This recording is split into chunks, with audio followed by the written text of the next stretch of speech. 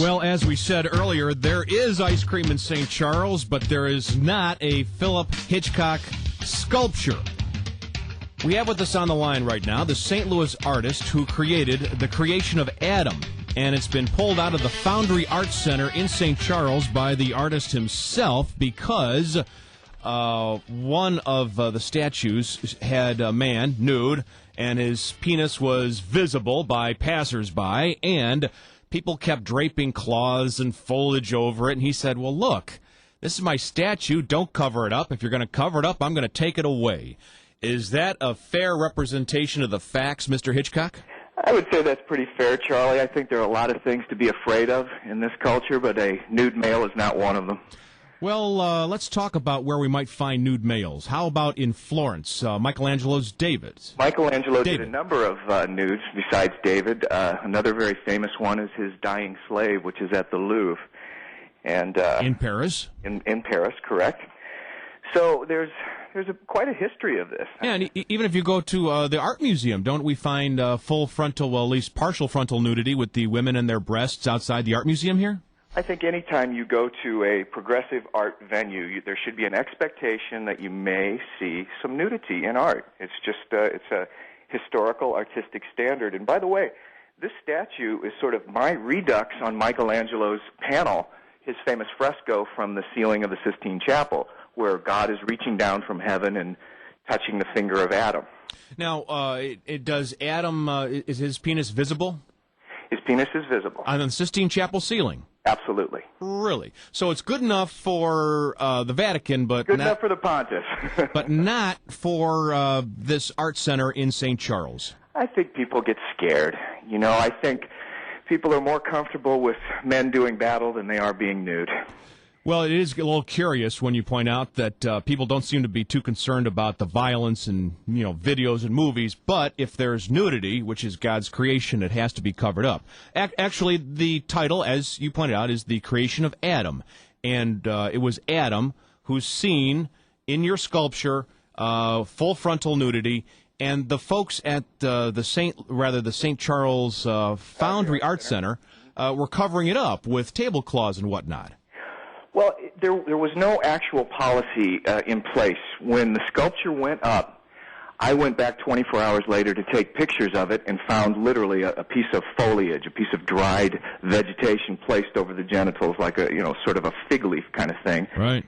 And found out that certain people had been placing tablecloths over it and so forth. And I issued an email saying, look, if you want me to take it down, I'll take it down. Drape the statue in its entirety so that I can preserve a little bit of dignity here, but don't do this sort of vigilante censorship where kind of on an as-needed basis by whoever's making the decision, they just toss a tablecloth over it. But this art center is also the site for wedding receptions, and apparently some attending weddings there might have been afraid of seeing this nude statue? When they rent that space, they don't rent the right to censor the art that goes in there. It's the same argument that you'd make for bringing children into that space. People want to say, well, our children might be offended. The parents have that right to decide, and there should be an expectation that when you go to a venue like that, these are some of the things that you might see. And if you're uncomfortable with that, maybe this isn't the right place for you. Or maybe you could just move along because it wasn't occupying the whole space, was it? No, it was in the entry foyer.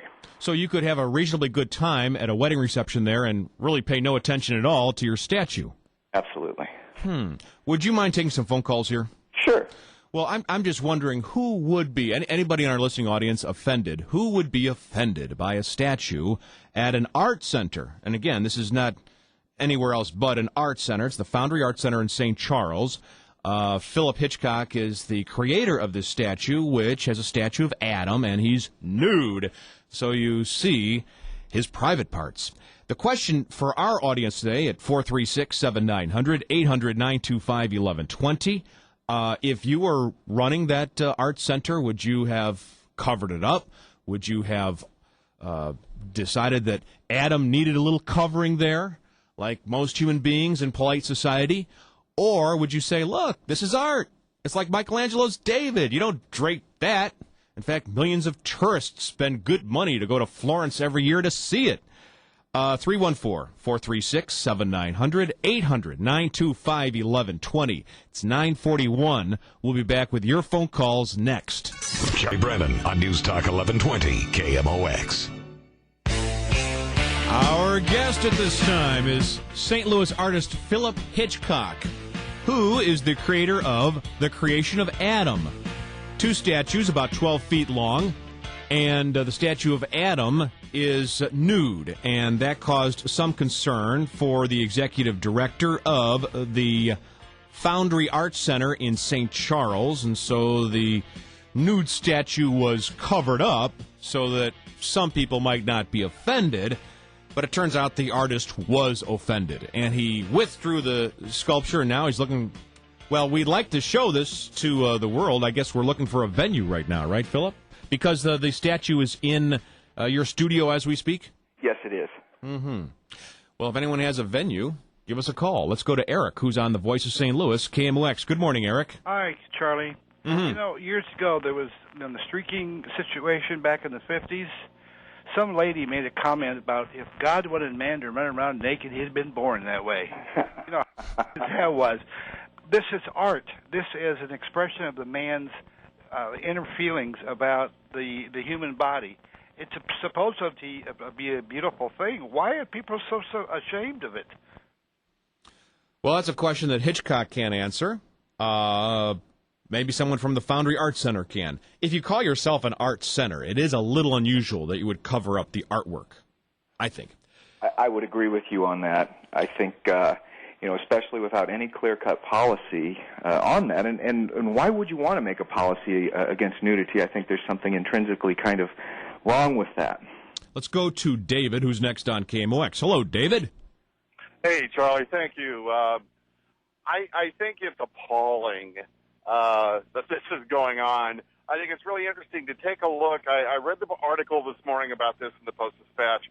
The next page I turn in, you listen to or you can read the comments of the Father Bionde, who was Citizen of the Year, and he talks about the biggest enemy we have literally in this city, in this region, are ourselves. And it's attitudes like this that, we want to be great, we want to be a big center. Here we have probably a artist that will be known for the St. Louis region way beyond his time, because I'm familiar with this man's work.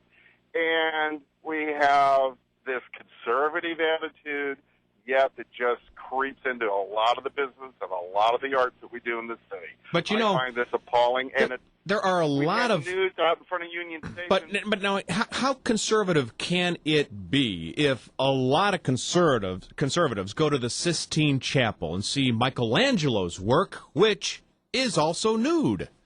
So I'm not sure conservatives are against this. And we have a world-renowned Swedish sculpture that is in front of Union Station. It's been there for years. Nudes again. Is that called the Millis Fountain? The world comes to see that. Yeah. And St. Louisans are all appalled by this. I think they were at one time. I'm not sure they still are. But I'm saying it's the attitude. Yeah. Okay, thanks for your phone call. Let's move on to Paul, who's next on KMOX. Hello, Paul. Hey, Charlie. Nice to speak to you. Likewise. I really back up your artist. I think I think the guy's doing what he's supposed to do. He's doing his art, and if some people have problems with it, well, that single-minded attitude, okay, you have to respect a person's opinion, but I think the attitudes of the people against him are wrong. I think the guy's doing great. You don't have to look at something. Keep moving forward. This what the previous caller spoke about of the attitude of this world. The world is full of enough Wendy Weisses and that kind of attitude, and if you want to be that way, great, you have that right. But I back this man up, and I stand up for this artist. Thanks. I'm not sure what you meant by the Wendy Weisses of the world, but it is a fair question. If you have a wedding, and you pick an art center, generally speaking, art centers have some avant-garde material which challenge current notions, et cetera, et cetera. I'm not sure this one necessarily does, but when you have a wedding at an art center, what do you expect that you're getting into? Well, I might also add, what does that bride expect in the next 24 hours? She's going to be no stranger to this site either. Now. The bride might not be the one who is complaining about your artwork here. Right. Well, that's just it, Charlie. I'm not sure a complaint was lodged. I think, like I said, this was sort of done in an effort to protect people, and that's what's really dangerous about this.